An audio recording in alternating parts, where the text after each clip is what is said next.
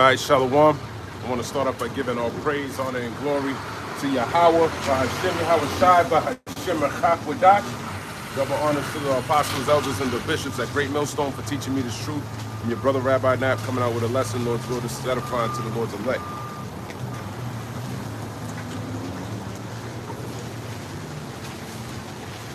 Let's see what's going on today. Let's start off with the news, as a matter of fact. Iran war news. Duck urges China allies to help the Strait of Hormuz crisis. So he's still encouraging the Chinese to come help him with the Strait of Hormuz because, as I was reading last night,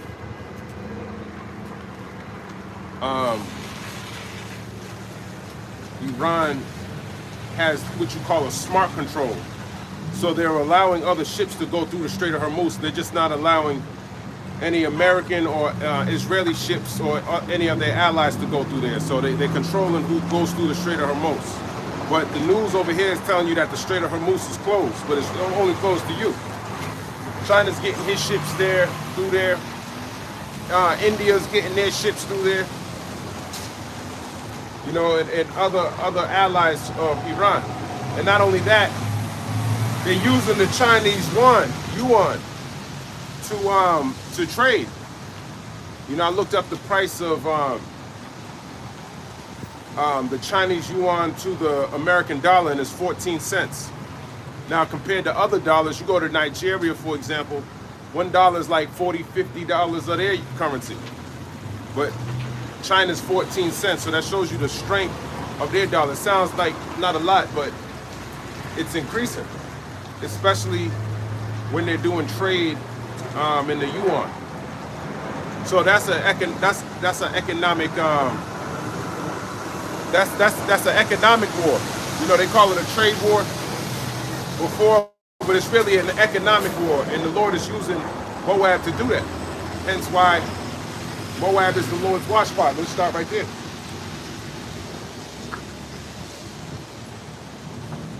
Start right there.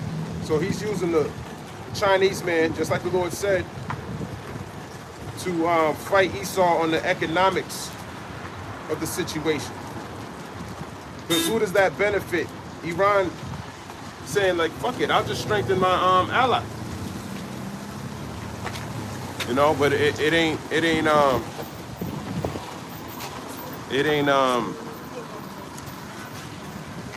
because it don't benefit anyone else except for China by doing that. Okay? Let me grab this in the book of Psalms. The point's at 8. I'm going to start at the top. Psalm 60:1. It says, O God, thou hast cast us off. Thou hast scattered us. Thou hast been displeased. O turn thyself to us again. Because he's been displeased with us because, you know, we broke the law, statutes, and commandments. So he's been displeased with us. That's why he allowed these nations to come up against us. Let me grab this in the book of Psalms 44.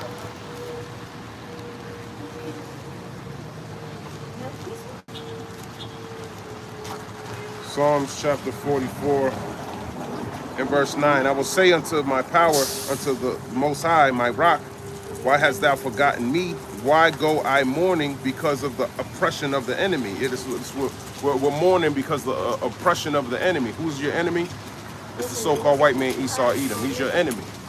Well, how can I put it? He's Israel's enemy. The Edomites are Israel's enemy. Psalm 60 verse 2. Thou hast made the earth to tremble. Thou hast broken it. Heal the breaches thereof, for it shaketh. Yeah, heal the breaches, and that's what the Lord's doing. He's healing the breaches by reestablishing the house of David.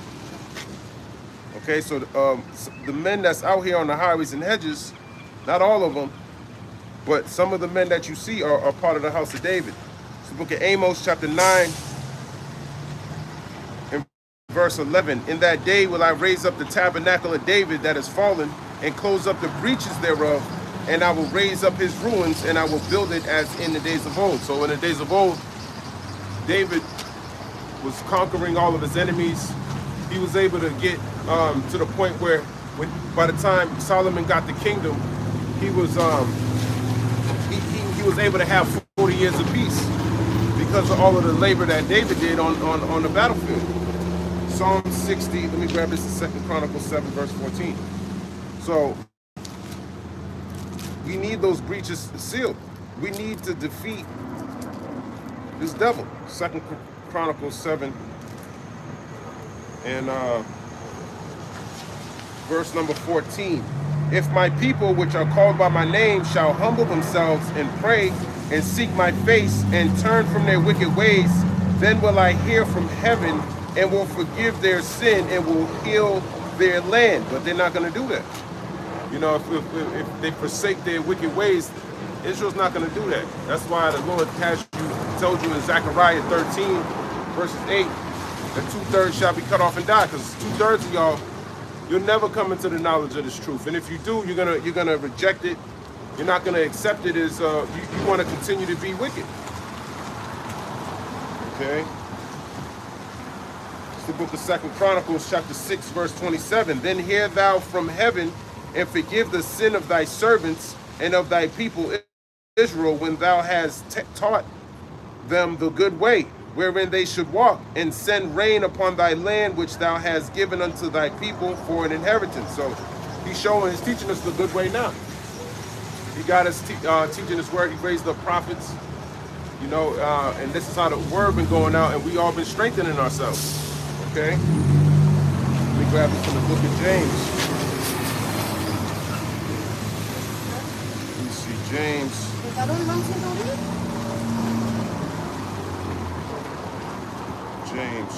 James.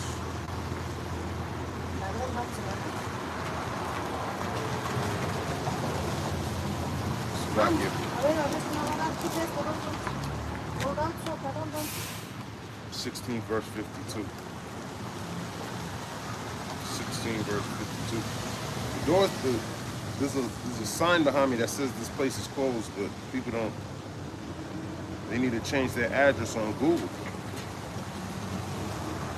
Hey, this is where the Lord want me to go.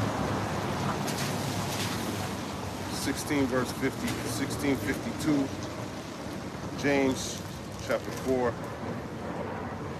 and verse 10. It says, humble yourselves in the sight of the Lord, and he shall lift you up. So you gotta humble yourself, man. You can't be proud. Pride is what keeps you away from the Lord, like it tells you in Ecclesiastes, the 10th chapter. Grab that real quick too.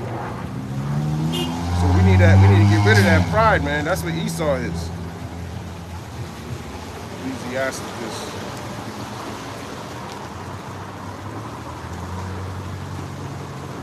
You know, you think you know it all. These days are over, man.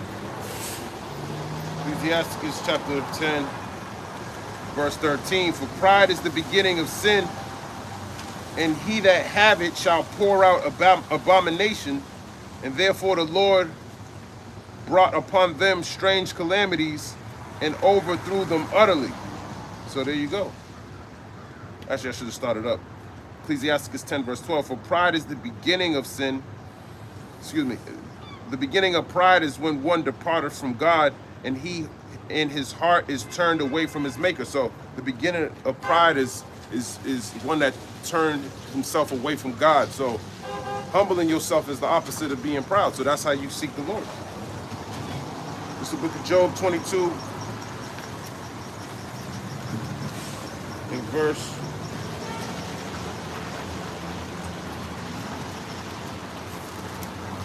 29. When men are cast down, then thou shalt say, there is lifting up, and he shall save the humble person. That's right, he shall save the humble person. He's coming to destroy the proud and save the humble. So you gotta humble yourself down, man. You know? And a part of that humbling, not looking on somebody's outward appearance. Okay, he ain't what I'm looking for someone to teach me. That's pride, man. You think you're better than somebody else when here it is. You could be missing out on the word. When I heard the word, I didn't give a fuck what that dude was wearing when he was teaching the word. I was listening to what he was saying, and that's how I got converted. I didn't get converted because he was wearing Jordans on his feet. I said, you know what? I want to go get me some Jordans and believe in the Lord. It's nothing that he wore that got me out of that wickedness. Proverbs 29 verse 23, a man's pride shall bring him low, but honor shall but honor shall uphold the humble in spirit. That's right, so honor shall uphold the humble in spirit. But that pride's gonna bring you low, man, to the point you get destroyed. You want to be lifted up, ultimately to the point where we be saved. Okay? So we gotta do what we gotta do, man. All right. Back in Psalm 60, in verse number 3, thou hast showed thy people hard things. Thou hast made us to drink the wine of astonishment. That's right, we're drinking the wine of astonishment, which is going into the curses. Okay, to the point where you forgot who you were, according to Jeremiah 17:4. That's some strong drink right there that the Lord had us drink. And the curses weren't actually some actual wine. We actually got fucked up from our enemies to the point where they taught us all this. The wine was the philosophies that they've given us. So we had to drink of that wine when we were forced to. Jeremiah 17:4, and thou even thyself shalt discontinue from thine heritage that I gave thee, and I will cause thee to serve thine enemies in the land which thou knowest not. For ye have kindled a fire in my anger, which shall burn forever. Okay, so you kindled a fire in the Lord's anger by being disobedient to him. So he punished you by setting up these different nations to rule over you. Especially the worst one of them all, the so-called white man Esau. Jeremiah chapter 16 and verse number 13. Therefore will I cast you out of this land into a land that ye know not, neither ye nor your fathers, and there shall ye serve other gods day and night, where I will not show you favor. And we wasn't showing any favor here. What were we worshiping? We was worshiping the so-called white man. When you came off those slave ships, the so-called white man had what's that? The Protestants and the Baptists. You niggas still go to those churches today like slaves, like some dumbass slaves, and they still teaching the same shit that they taught the slaves. You still going off that same doctrine. You still thinking God loves everybody and all that bullshit because you love oppression. Let me grab this in the book of Isaiah, chapter 30.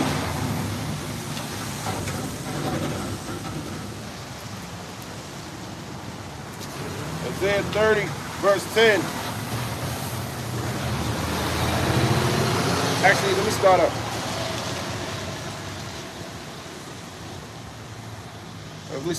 Isaiah 30, verse 1. Woe to the rebellious children, saith the Lord, that take counsel, but not of me, and that cover with the covering, but not of my spirit, that they may add sin to sin. So you're covered with the philosophies of this world, so you can continue to walk in darkness.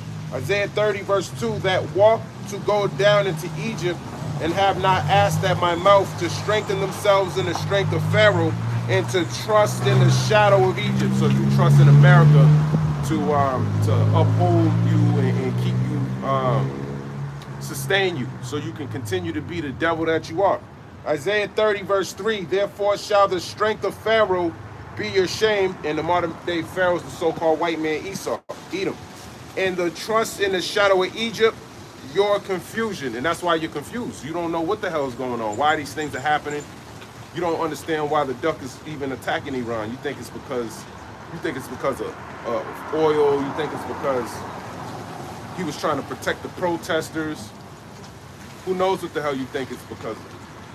But it's because of the Lord. The Lord told you from the beginning he was going to do these things. So you should have been watching, waiting for the Lord to do it. But you don't know the Lord. So you're confused. So that's why you continue to walk and go to the harlot houses. They don't tell you shit. The harlot houses, your Christian Catholic churches out there. Okay, and you continue to be ignorant to the scriptures, ignorant to the Lord. And then when somebody teaches you it, you got a problem with him.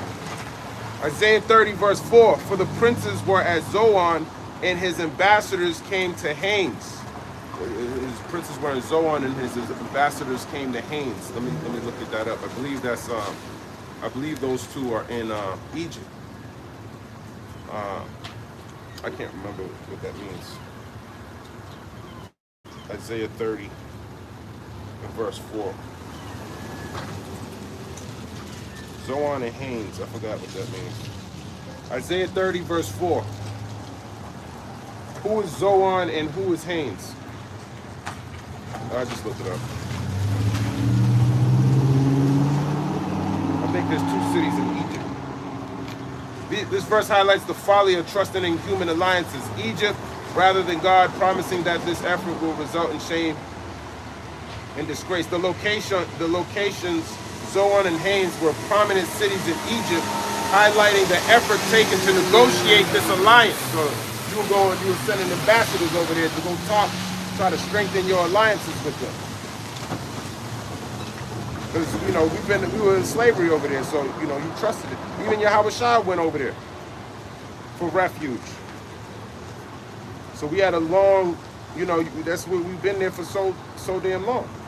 Just like over here in America, you get your comfort from here, but you're about to go home. Jeremiah chapter 2, verse 36. Why gaddest thou about so much to change thy way?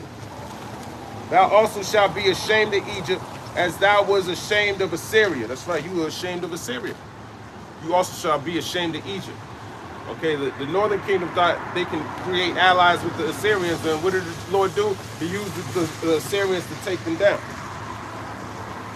Okay, so the same thing with you. He's gonna use Esau to take you niggas down by making you believe he got some form of security for you by giving you this MOTB. And a brother just did a video last night. I never saw the brother before, but he did a good video showing you in India they got biometrics to distribute food rations, but your whole family got to be a part of the system in order for the family to eat.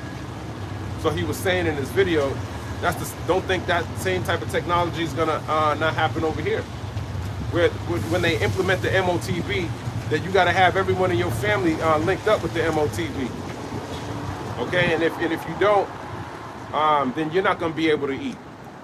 So that's putting pressure on the men of the Lord, and it's putting pressure on these other people, creating a system where your family can turn on you, just like the scripture said. So these words are going to be fulfilled. Isaiah 19 and 11. Surely the princes of Zoan are fools. The counsel of the wise counselors of Pharaoh is become brutish. How say ye unto Pharaoh, I am the son of the wise, the son of ancient kings? Yeah, that's right. They're fools, man. You went over there and you trying to create some type of an alliance with them. Isaiah chapter 30, in verse 5, they were all ashamed of a people that could not profit them, nor be a help, nor profit, but a shame and also a reproach. Yeah, they can't profit you, man. Okay? These different heathen nations, they don't got your best interests in the forefront of their minds. The only people that care about the so-called Negroes, Latinos, and Native Americans is their power, which is Yahushua, okay, who actually put his life on the line for you. These other people, they're not gonna put their life on the line for you. They're gonna turn their backs when they see you get put to death and act like it didn't happen, just like they always been doing, all the way up to the point every single day. Jakes get put to death. There's no uproar. They just keep it moving like you ain't nothing. All right. So the best thing that could happen is that the Lord set somebody up, set men up to go teach that word, so you can be healed, so you can stand upon your own feet in these last days. This is what Isaiah 30 verse 6.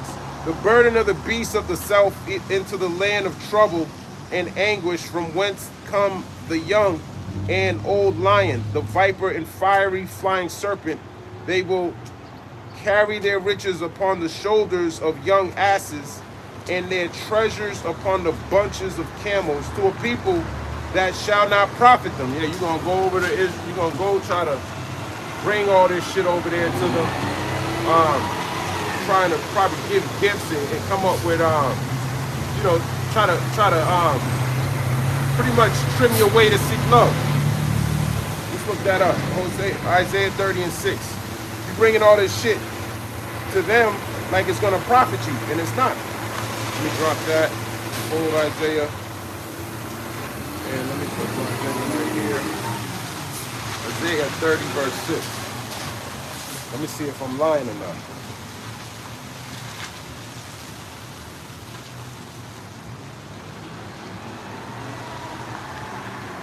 Isaiah 30 and 6 describes a perilous journey through the southern desert of Negev, filled with dangers like lions and vipers, where Judah sends treasures on donkeys and camels to Egypt. That's what you're doing. For what? The prophetic message highlights the futility of seeking an alliance with Egypt, a nation that brings trouble, anger, and ultimately no profit. That's what America is. Okay? You're over there trying to charm the snake. You can't. And the way you do that today is by trying to get, equal rights and all that bullshit, more jobs for the community and all that, but you don't want to seek the Lord. So that alliance that you're making with him ain't gonna profit you. The Lord told you in Isaiah 19 and 15, there shall be no work for Egypt. But you still trying to look for a job. You're still trying to remain here. You say you're gonna blow this place to smithereens, but you want to live here. You're not asking the Lord to save you. You ain't got the right mindset. Isaiah chapter 30, as a matter of fact, let me grab this precept real quick. I can drop that in the book of Hosea. Let's see what that's talking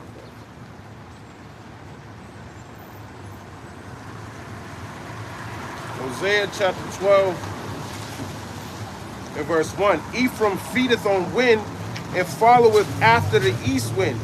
He daily increaseth lies and desolation. And they do make a covenant with the Assyrians, and oil is carried into Egypt. That's right, same thing. That's the northern kingdom. Isaiah 30 is talking about the southern kingdom, but it also applies to the northern kingdom. Carrying oil into Egypt to, try to do the same thing Judah did. Risking your life trying to make an alliance with somebody, thinking they probably thought the Egyptians were going to help them when the Assyrians came, and they didn't. They got taken away into Mesopotamia. So we should learn from our forefathers to know that making covenants with the heathen ain't going to benefit you. That's why you want to make your calling and election sure, especially in these last days. Some people teach that you're going to be all right. They think doing videos and that's enough. I can just do a video and the Lord is gonna make sure I'm good. That's not the case, man. That's the wrong type of mindset you have, because when the Lord actually throw a wrench in that plan, you're gonna take the chip. You gotta be prepared to give up your life for this, man. It's either you that's what this affliction's for. There's gonna be a time where there's no food, there's no there's nothing. There's nobody that's watching you. It's just you and the Lord putting you through the furnace. So ain't no one there to encourage you. All of that is right now. You're supposed to build yourself up now, to the point where when you're actually met with the temptation, that the Lord gives you the victory. Even if the victory comes in the form of getting put to death, it is what it is. Isaiah chapter 30 and verse 7. For the Egyptians shall help in vain, and to no purpose. Therefore have I cried concerning this. Their strength is to sit still. So the Egyptians shall help in vain. Vain means worthlessness. There's nothing that they can do to help you in these last days, man. There's nothing Egypt, the Pharaoh, can do for you.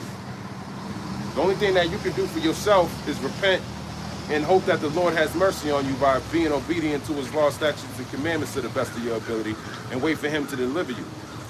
And if you are faced with death, may the Lord give you the strength to take death rather than that damn chip. Okay? Because that's how you're going to, some of us are going to, that's our salvation, is through death. Okay? So you don't know what it is, and whatever the Lord's putting you through, it's all to build you up for whatever he got for you in the future. Isaiah chapter 30, verse 8. Now go, write it before them in a table, and note it in a book, that it may be for the time to come forever and ever. So it's noted in a book. Isaiah wrote it down. We're reading it verbatim. Okay? That this, Isaiah 30:9, that this is a rebellious people, talking about you so-called Negroes, Latinos, and Native Americans. Lying children, children that will not hear the law of the Lord. Yeah, you will not, children that will not hear the law of the Lord. Okay? You just, for whatever reason. Most of the time you prophesy to the wind, but it's all good. Because, that the Lord tells you in the book of Ezekiel, I think it's chapter 3.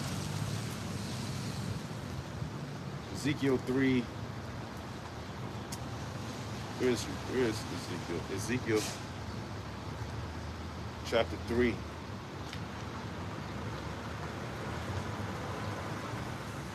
And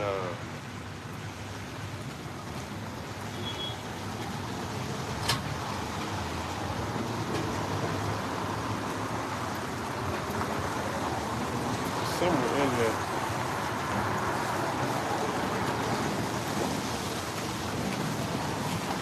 Ezekiel 3:1. Moreover, he said unto me, Son of man, eat that thou findest, eat this roll, and go speak unto the house of Israel. So you got to eat the whole roll, and then you go speak. Eating the roll is getting the full understanding of the scriptures, and then you go teach. So I opened my mouth, and he caused me to eat that roll. And he said unto me, Son of man, cause thy belly to eat, and fill thy bowels with this roll that I give thee. Then did I eat it, and it was in my mouth as honey for sweetness. And he said unto me, Son of man, go get thee up unto the house of Israel, and speak with my words unto them. For thou art not seen to a people, because thou art not sent to a people of a strange speech and of a hard language, but to the house of Israel. Yeah, you're not going to speak to the heathen. You go specifically to the house of Israel. Just like Yahweh Shai said in Matthew 10:5. He's not sending his prophets to go talk to these heathen. These heathen got something coming for them. All right?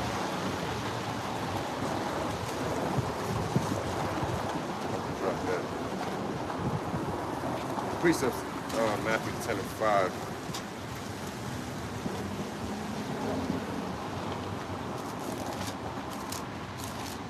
Matthew chapter 10, verse 5.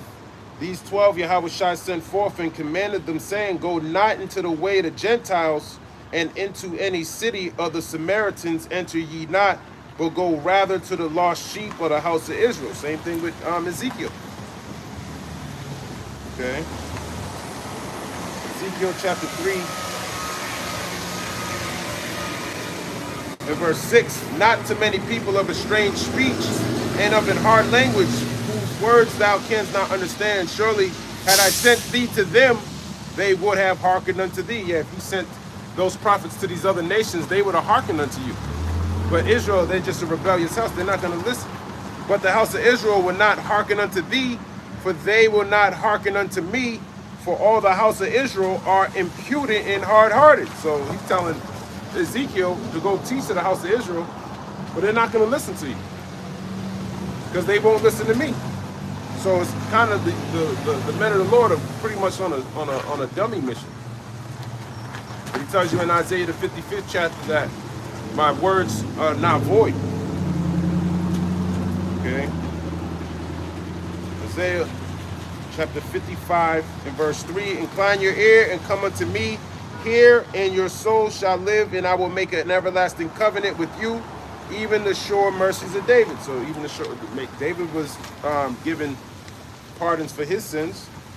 Behold, I have given him for a witness to the people, a leader and commander to the people. Behold, thou shalt call a nation that thou knowest not, and nations that knew not thee shall run unto thee because of the Lord thy God, and for the Holy One of Israel, for he hath glorified thee. Seek ye the Lord while he may be found, call ye upon him while he is near.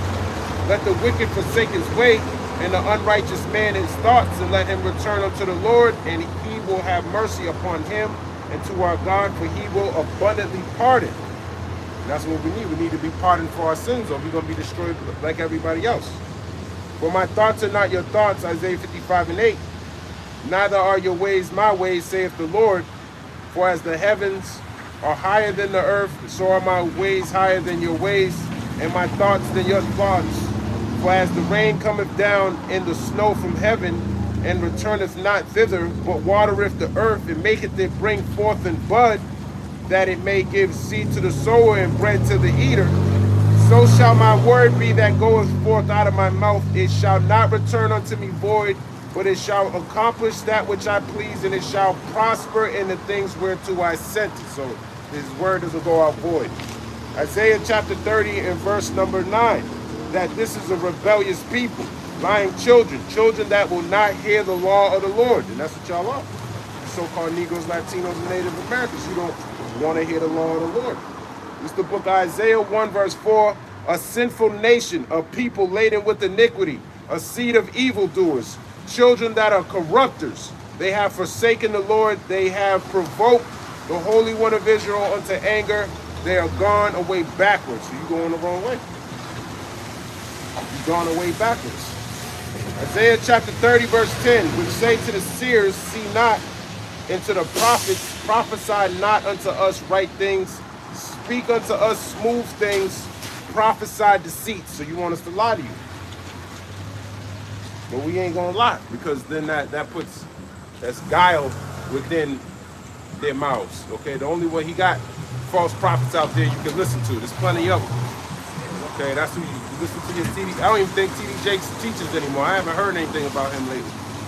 But you know, you got plenty of other people that you can listen to. Isaiah chapter 30 and verse number 11. Get you out of the way. Turn aside out of the path. Cause the Holy One of Israel to cease from before. So you don't want to hear the words of the Lord. You want it to cease from before you. Okay, you don't want to hear about Yahweh, about Hashem Yahushua. You want to continue to trust and believe the so-called white man is going to come out the sky and save you. You so-called Negroes, Latinos, and Native Americans, because you actually hate the Lord. That's the problem with y'all. You hate your people, you hate yourself, and you hate the Lord.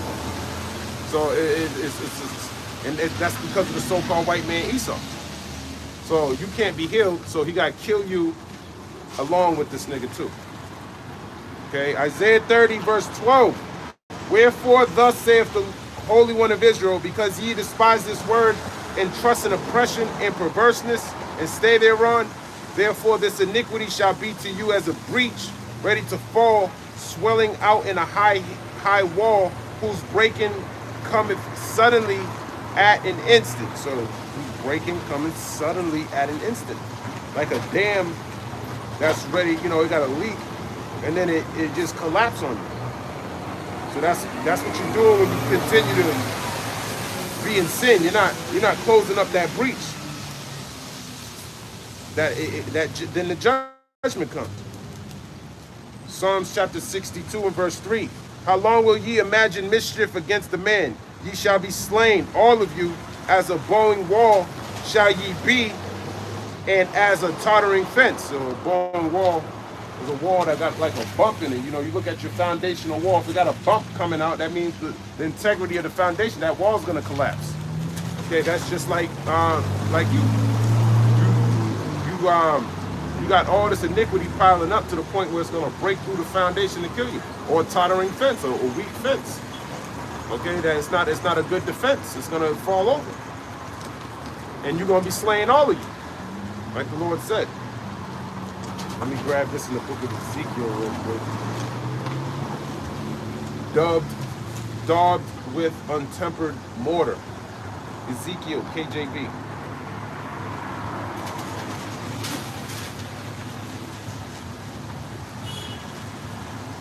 Daubed with untempered mortar.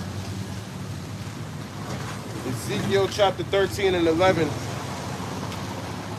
Say unto them which daub it with untempered mortar, that it shall fall. There shall be an overflowing shower, and ye, O great hailstones, shall fall, and a stormy wind shall rend it. So that's talking about these lies that you believe in. I should have started up more.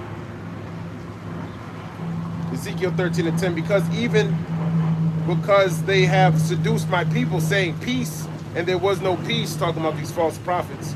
And one built up a wall, and lo, others daubed it with untempered mortar. So they built up a wall, right? You put bricks down, you put the mortar down, you put the next brick on it. But if the mortar's untempered, it's not going to adhere the brick to the other brick. So it's going to be loose. So you daub the wall with untempered mortar, which is a bunch of lies. That's why it's easily broken. You know, that's why you try to stay away from the truth so you can try to keep this wall up. So you try to avoid all truth, you know, so you don't have to change. And some of y'all go so far out the way to stay behind this wall that you're just going to be destroyed. Ezekiel chapter 13, verse, I read 11, but I'm going to read it again. Say unto them which daub it with untempered mortar that it shall fall. There shall be an overflowing shower, which is ultimately talking about Esau. Okay, he's the one that's going to be coming in like a flood when in these last days. And ye, O great hailstones, shall fall, and a stormy wind shall rend it. Lo, when the wall is fallen, shall it not be said unto you, where is the daubing wherewith ye have daubed it? So, yeah, where is the daubing wherein ye have daubed it? You know, you were supposed to keep this wall going, and you couldn't. Those lies weren't able to protect you or save you.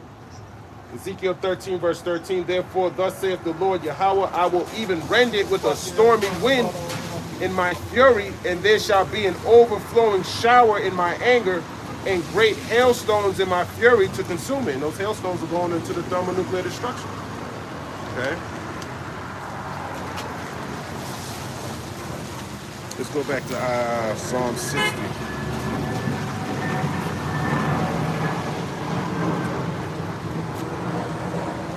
Psalm 60 and verse number 4. Thou hast given a banner to them that fear thee, that it may be displayed because of the truth. Salah, that's right, the banner is the scriptures. Okay, to them that fear thee. So the banner, we're lifting up the banner. You grab this in the book of Isaiah, chapter 19.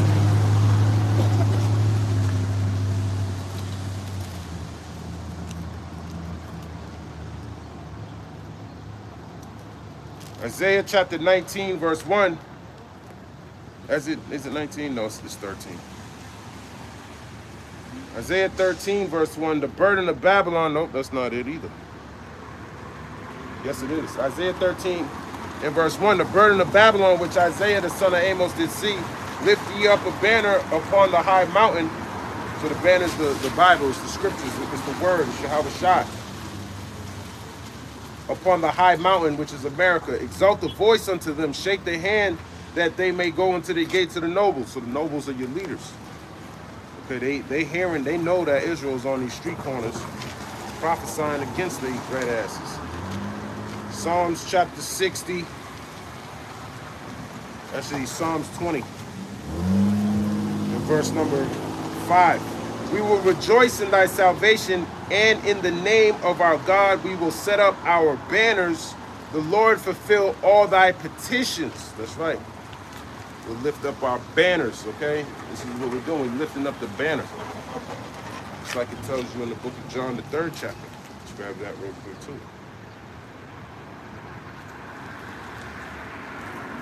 The banner's the scripture. Ultimately, it's the word. But it's the Bible, it's the word. Yahweh Shai is the word.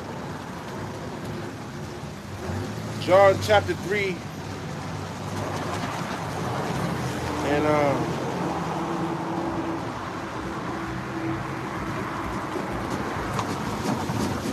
John chapter 3, verse 14.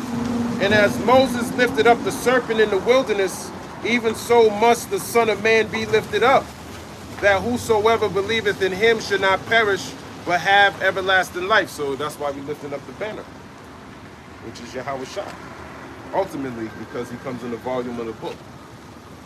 So, you know, lifting up the banner is you lifting up Yahweh Shai. Psalm 60, verse 5, that thy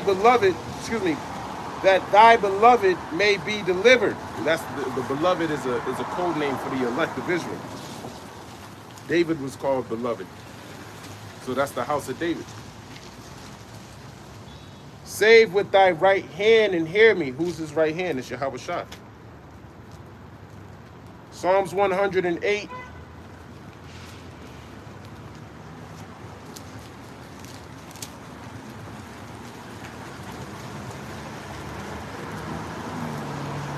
And where are you?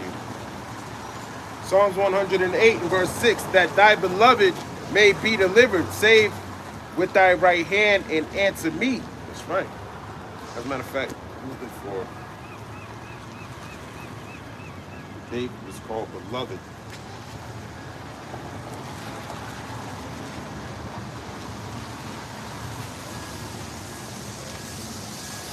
Where was David called beloved? KJV.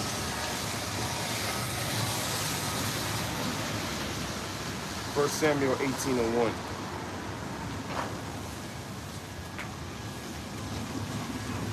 First Samuel 18:1. And it came to pass when he had made an end of speaking unto Saul that the soul of Jonathan was knit with the soul of David, and Jonathan loved him as his own soul. That's not, it doesn't say beloved.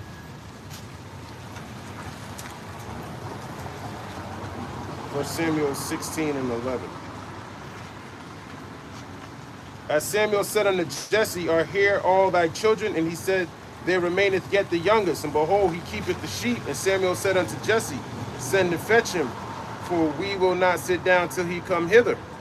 And he sent and brought him in. Now he was ruddy and withal of a beautiful countenance and goodly to look to. And the Lord said, arise and anoint him, for this is he. No, that's not what I'm looking for. 1 Samuel 16:13. Then Samuel took the horn of oil and anointed him in the midst of his brethren, and the Spirit of the Lord came upon David from that day forward. So Samuel rose up and went to Ramah. No, that's not it.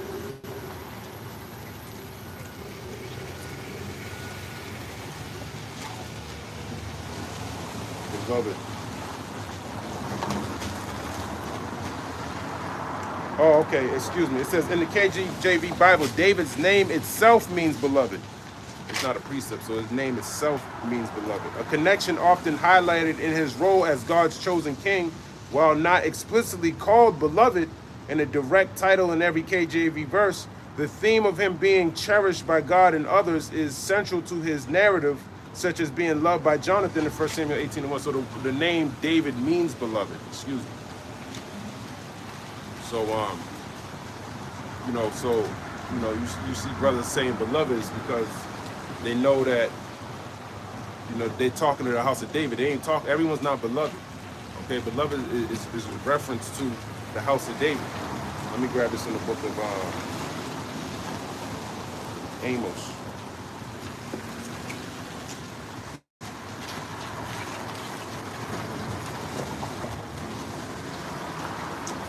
Amos, I was just there, but I dropped it. You can't hold all these precepts. It's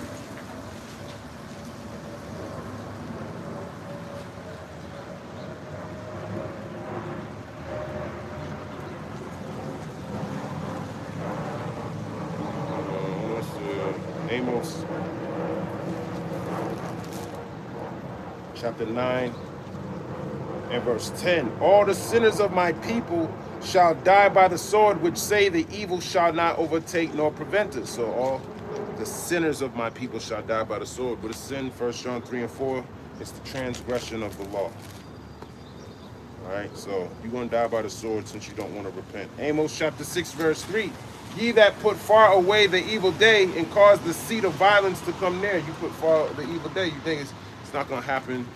It's a long time from now. And, he's talking about a day, something that's going to happen far away time. Ezekiel 12, verse 26. Again, the word of the Lord came to me, saying, Son of man, behold, they of the house of Israel say, the vision that he seeth is for many days to come, and he prophesieth of the times that are far off. Therefore say unto them, thus saith the Lord Yahweh, there shall none of my words be prolonged any more, but the word which I have spoken shall be done, saith the Lord Yahweh. So he's not waiting anymore. He's doing exactly what he said he was going to do. Okay.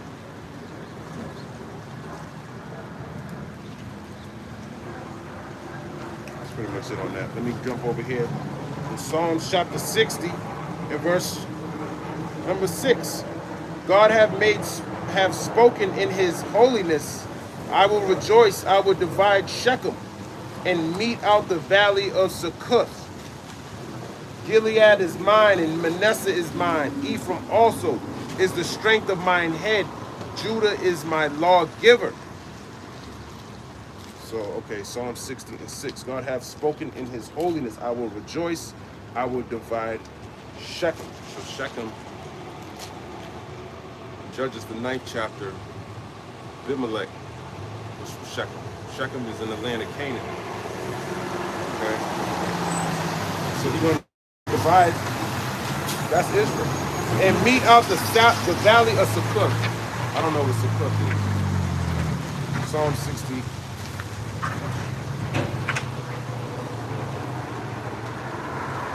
Psalms 60, verse 6.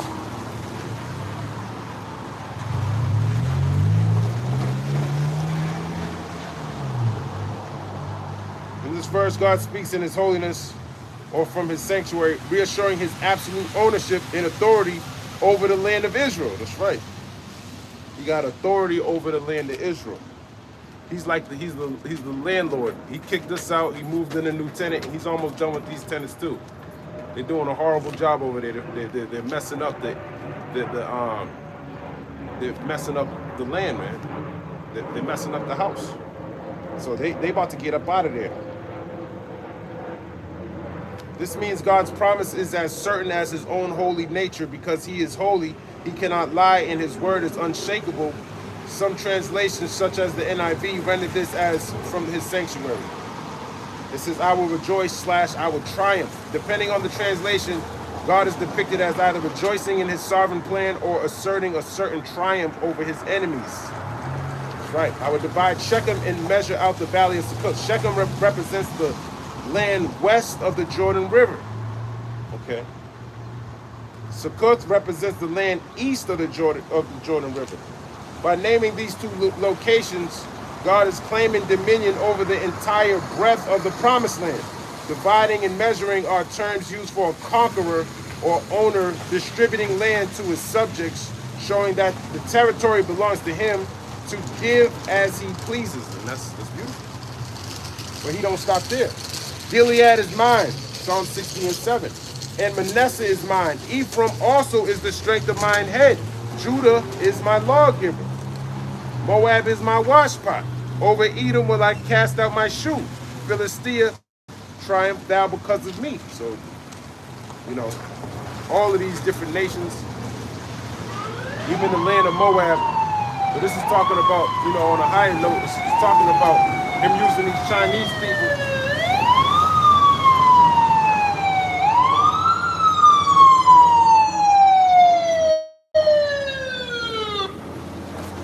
The so-called Chinese man to economically come up against Babylon. Okay, and he's doing a transfer of power over Edom.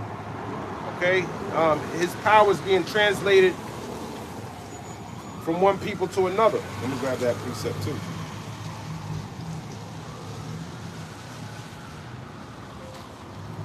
Because of wickedness and riches gotten by deceit, the kingdom is translated from one people to another, KJV. Ecclesiasticus chapter 10, verse 8, because of unrighteous dealings, injuries and riches got by deceit, the kingdom is translated from one people to another. And that's Esau. Unrighteous dealings, injuries. Look how many injuries he got. He's still, even with his meds, he fucking injures you. Okay, his food, all these injuries, man. Not just the murders, but the injuries also. And riches gotten by deceit. Okay, he stole this land. He had multiple covenants with the people of this land, and he fucked them over. Now these pieces of shit are living in the most plush places in this place because they stole it all. Even Martha's Vineyard, people, presidents come over here to go to Martha's Vineyard, that was all black, so-called black Israelites own that land over there. Now they didn't have what it is today. Now you go over there, you got a bunch of different stores and shit. You got Edomites coming over there like they fucking own the place. And they stole that shit from them. They stole everything. So because of all of that, the kingdom is translated from one people to another. Okay? It's going to the nation of Israel, which belongs to them in the first place. Before they even found it, this whole world, even the heathen inside of it, it was always the Lord's purpose to give you all of that, to rule over these people. These people can't rule over themselves. Esau, according to Ecclesiastes 14:5, he's evil to himself. So to whom can he be good? Now this nigga is in the highest place. So he can't do any good. He's a piece of shit, and if you don't like it, fuck you too. 2nd Ezra 6:9. For Esau is the end of the world, and Jacob is the beginning of it that followeth. Okay? And in 2nd Ezra 6:10, the hand of man is betwixt the heel and the hand. Other questions Ezra asked thou not. Now when you read that in the GNT, let me grab that. 2nd Ezra chapter 6 verse 10, GNT.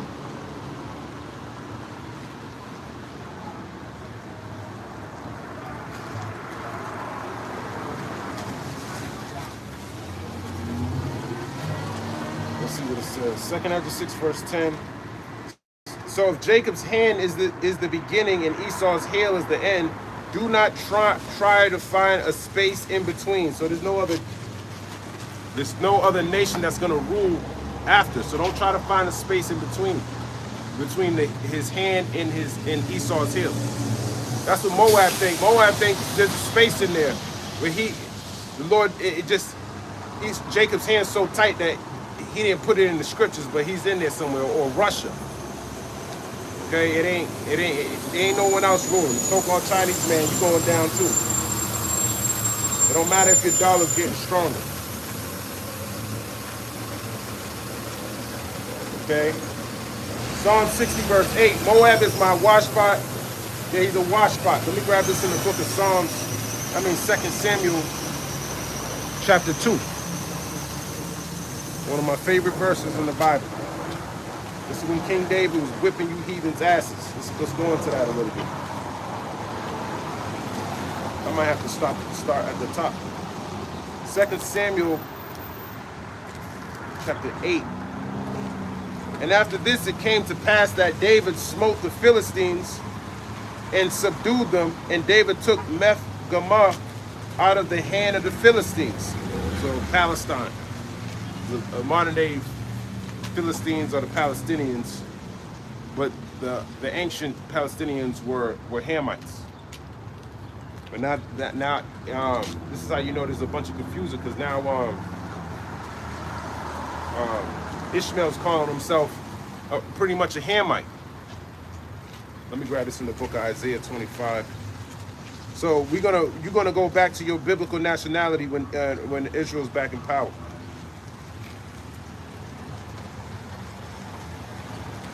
You got Ishmaelites in Egypt today calling themselves Egyptians. That's Mizraim. So they don't even belong in that land either. So we got to put you all back into your native lands.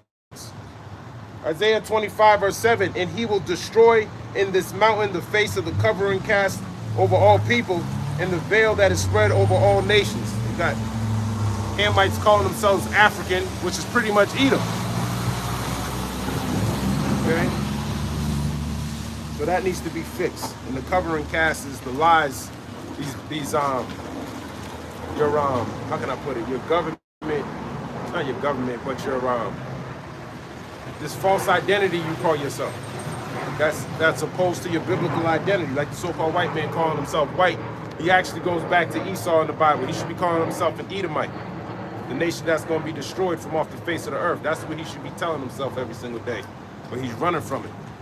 because he's Cain in the Bible. From thy face shall I be hid. 2 Samuel 8, verse 2, and he smote Moab. Moab is the so-called Chinese man. Moab and Ammon. Ammon is the Japanese man who Lot had with his daughters in Genesis, the 19th chapter. So that's why they look like that. You know, they got the chinky eyes because they come from ancestral incest, and they're going back to their ancestral history too. 2 Samuel 8, verse 2.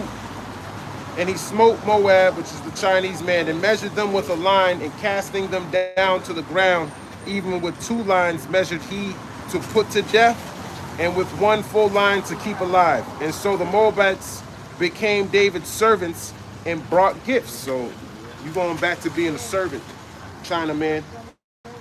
2 Samuel 8, verse 3. David smote also Hadadezer, the son of Rehob, king of Zobah, as he went to recover the border at the river Euphrates. So he was whipping their asses too. And David took from him 1,000 chariots and 700 horsemen and 20,000 footmen. And David hoofed all the chariot horses, but reserved of them 400 chariots. So he hoofed the chariots. So he either locked them up when you look at, or he fucked up their chariots so they couldn't use them. I believe he cut them down. 2 Samuel chapter 8, verse 5.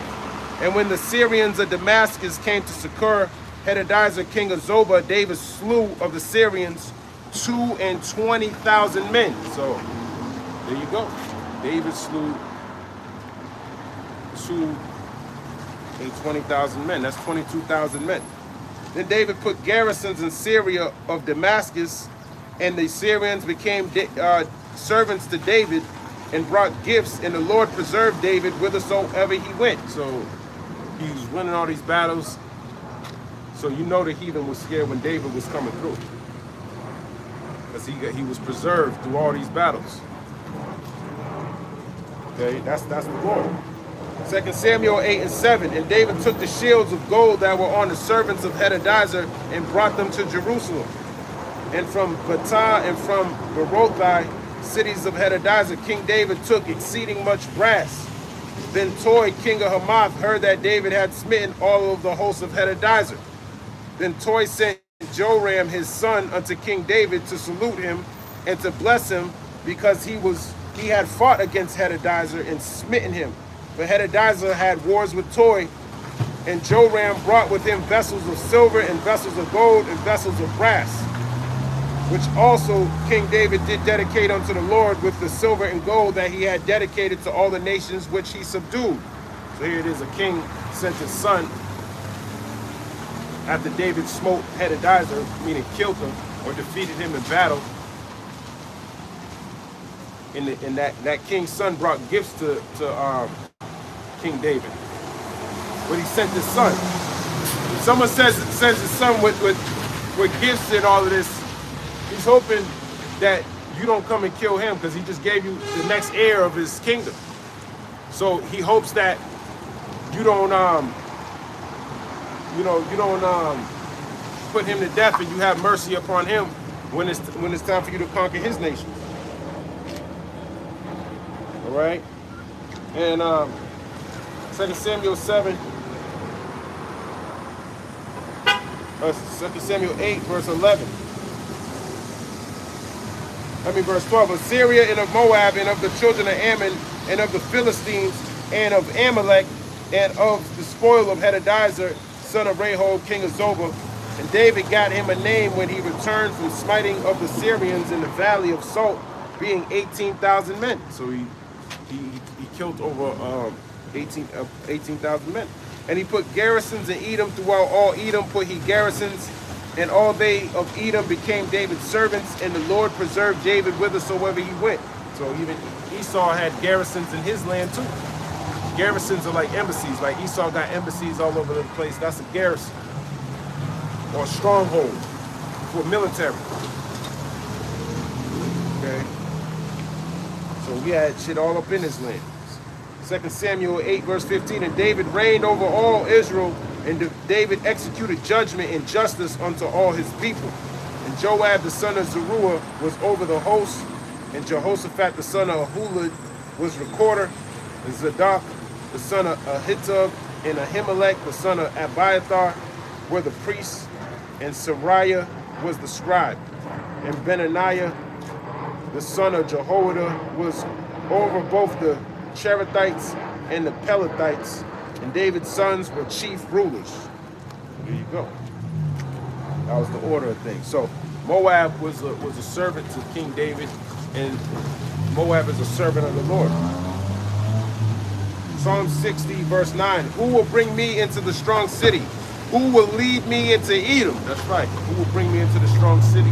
Who will lead me into Edom? So he's telling you he owns this, he owns that. Moab's my wash pot. Over Edom I'll cast out my shoe. Okay, Philistia triumphed out because of me, because the Lord is the one who chooses who wins the battle or not. Okay? The victory is the Lord's. He chooses who is who. I'm trying to think of a precept. He was telling Israel that I'm the one who set up Ethiopia, and I forgot the precept, but he's basically telling Israel that I'm the one that does all this. Let me see if I can find it real quick. The Lord tells Israel that he's the one who controls these nations like Ethiopia, KJV. Is it Isaiah 45? I think it is.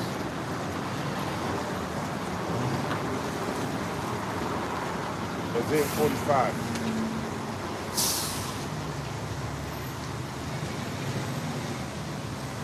Isaiah chapter 45 and 11. Thus saith the Lord, the Holy One of Israel, and his Maker, ask me of the things to come concerning my sons, and concerning the work of my hands command ye me. I have made the earth and created man upon it. I, even my hands, have stretched out the heavens, and all their hosts have I commanded. So all their hosts, the hosts of the armies, have I commanded. I have raised him up in righteousness. I will direct all his ways. He shall build my city, and he shall let go my captives, not for prince nor reward, saith the Lord of hosts. Thus saith the Lord, the labor of Egypt, the merchandise of Ethiopia, and of the Sabians, men of stature shall come over unto thee, and they shall build thine, they shall come after thee in chains. They shall come over, and they shall fall down unto thee. They shall make supplication unto thee, saying, surely God is in thee, and there is none else, there is no God. Verily thou art a God that hideth thyself, O God of Israel, the Savior. They shall be ashamed. That's pretty much the point. That's pretty much the point. And all their hosts have I commanded. That's good enough. He controls these different hosts, these different nations to do what they do. If he's commanding the army, he's telling them what to do. Not their general. Psalm 60 and 9. Let me grab that real quick. Psalm 60, verse 9.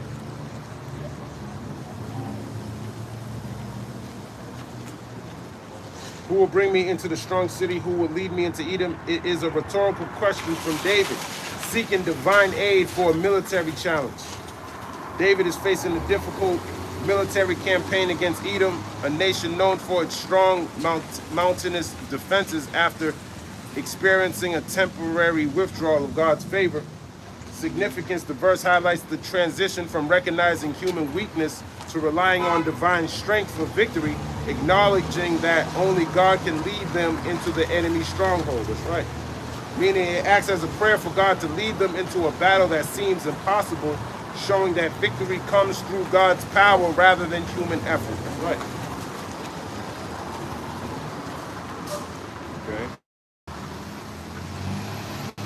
And the Lord is going to lead his son over here into Edom. Isaiah chapter 63 and verse 1. Who is this that cometh from Edom with dyed garments from Basra? This that is glorious in his apparel, traveling in the greatness of his strength. I that speak in righteousness, mighty to save. Just talking about Yahweh Shai. Who is this that cometh from Edom with dyed garments from Basra? So there's going to be a great slaughter. Okay, in the land of Idumea, like it tells you in Isaiah the 34th chapter. Wherefore art thou red in thine apparel, and thy garments like him that treadeth in the wine fast? So Isaiah is asking why you got red? Why you look like you're red? You got red on your garments. I have trodden the winepress alone, and of the people there was none with me. For I will tread them in my anger, talking about you Edomites, and trample them in my fury, and their blood shall be sprinkled upon my garments, and I will stain all my raiment. So this is just a symbolic. He's not going to come down with sword and shield and start slaying Edomites. He's going to be in the chariots, but he's going to cause much destruction. Isaiah 63:4, for the day of vengeance is in my heart, and the year of my redeemed is come. And it's giving you Isaiah 34:8 as a precept. That's funny. Isaiah 34, verse number 8. For it is the day of the Lord's vengeance and the year of recompense for the controversy of Zion. Right, the controversy of Zion. Zion's talking about you so-called Negroes, Latinos, and Native Americans. The controversy is that the so-called, these other nations have come up against you, so he's going to come back and he's going to deliver you from them. Isaiah 63:5, and I looked, and there was none to help, and I wondered that there was none to uphold. Therefore my own arm brought salvation unto me, and my fury it upheld me, and I will tread down the people in my anger, and make them drunk in my fury, and I will bring down their strength to the earth. Right. He's going to bring down their strength to the earth, so there ain't going to be no more power for Esau either. All right? Psalm chapter 60, verse 10.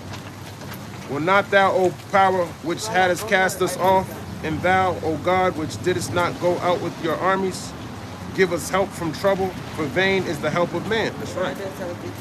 So it's vain to get help from these armies.